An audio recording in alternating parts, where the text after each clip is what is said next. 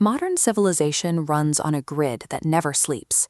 Every illuminated skyline, every server farm, and every hospital requires a massive, uninterrupted river of electricity flowing 24 hours a day, 7 days a week. Historically, we've guaranteed this baseline of power, the baseload, by burning coal and oil. It is incredibly reliable, but that stability comes at a steep cost to our atmosphere, pumping out high levels of greenhouse gases. We've spent the last 70 years developing alternatives to fix this. Solar and wind are clean, producing zero emissions, but they are completely at the mercy of the weather. When the sun sets or the wind dies down, the power drops. This chart breaks down the problem. We map carbon emissions from low to high on the bottom and reliability on the side. Fossil fuels sit up here, highly reliable but highly polluting. Renewables sit down here, clean but intermittent. That empty space in the top right, low emissions and high reliability, is exactly what we're missing. You can't run a modern global economy on an intermittent grid, and you can't stabilize the climate by continuing to burn coal. We have to find something that satisfies both demands at once. That brings us to nuclear energy. If you look back at our chart, nuclear plots squarely in that top right corner. It offers the heavy-duty reliability of coal with the low carbon profile of wind and solar. It achieves this because it doesn't burn anything. Instead of combustion, nuclear power is generated by releasing the massive binding energy locked deep inside the nucleus of an atom. But a chart alone doesn't prove it's the right choice. Today, we are looking objectively at whether the extreme efficiency of nuclear power justifies the heavy financial and environmental baggage it brings along. To make that call, we need to compare our options across the 3 pillars of global energy policy: emissions, reliability, and cost. We can't judge nuclear power in a vacuum. Every energy source requires trade-offs, and we have to measure nuclear against the very real flaws of the alternatives we have right now. Let's start with how the fission process works. Splitting a uranium atom inside a reactor releases immense heat. That heat boils water into steam. The pressure forces steam through a massive turbine, spinning it rapidly to generate electricity. The equipment required to capture and convert this energy is massive. These facilities are heavy industrial complexes built on a staggering scale. Because this entire reaction happens without fire, a running nuclear plant produces virtually zero greenhouse gases. But there is a distinct physical consequence. Fission's byproduct is highly radioactive spent fuel, remaining dangerous for millennia and requiring extremely secure, long-term storage. This is the first major trade-off. We trade widespread atmospheric damage for highly localized, contained radioactive waste. To understand why we put up with that waste, you have to look at energy density. A single uranium pellet contains the same amount of energy as a ton of coal or several barrels of oil. That density means plants require very little ongoing fuel to operate, keeping running costs low.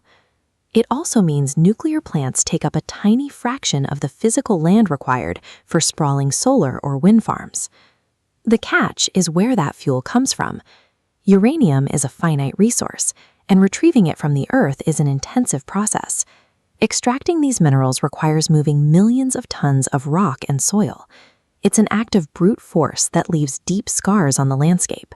Beyond the physical excavation, mining and processing uranium carries severe risks of water contamination, threatening localized ecosystems and the health of nearby communities.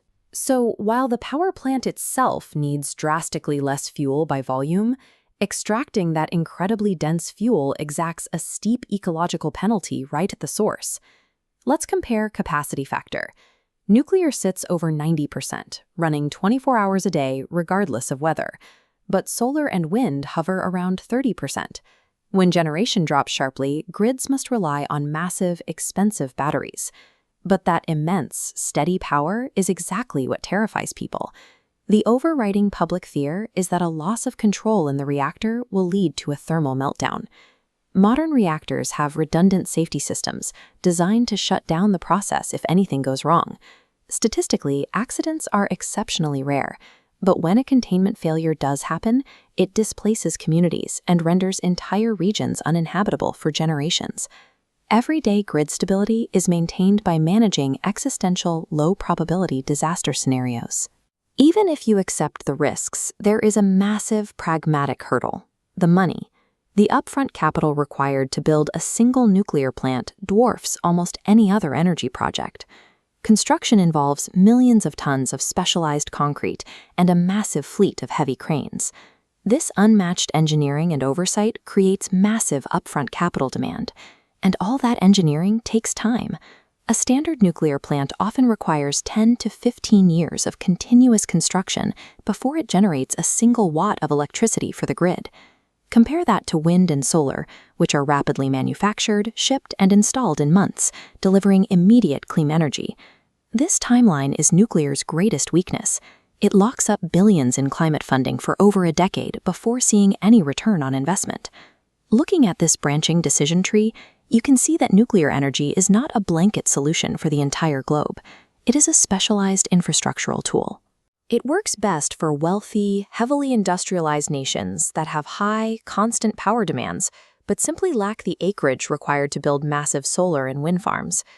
On the other hand, rapidly developing economies that need to scale up their power grids within the next 3 to 5 years and have tighter budgets are better served deploying renewable energy immediately. And then there are raw geographic realities. Regions with high seismic instability or frequent earthquakes are simply disqualified from safely operating traditional reactors.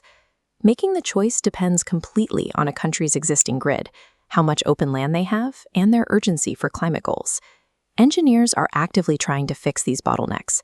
The industry is currently developing small modular reactors, or SMRs, which are designed to be built in factories rather than constructed from scratch on site. Further down the line is nuclear fusion. Instead of splitting atoms, fusion forces them together, offering the promise of near-limitless power with minimal hazardous waste. But as you can see from the labyrinth of metal and sensors in this experimental reactor, fusion is incredibly complex. We are still a long way off from mass commercialization. We cannot base our immediate climate strategy on technology that doesn't fully exist yet. We have to engineer our policies using the tools we can actually deploy today. Nuclear energy brings very real risks, heavily localized environmental impacts, and a massive price tag. But until we find a way to make the wind blow on command, it remains the most reliable, heavy-duty tool we have to decarbonize the grid and keep the lights on.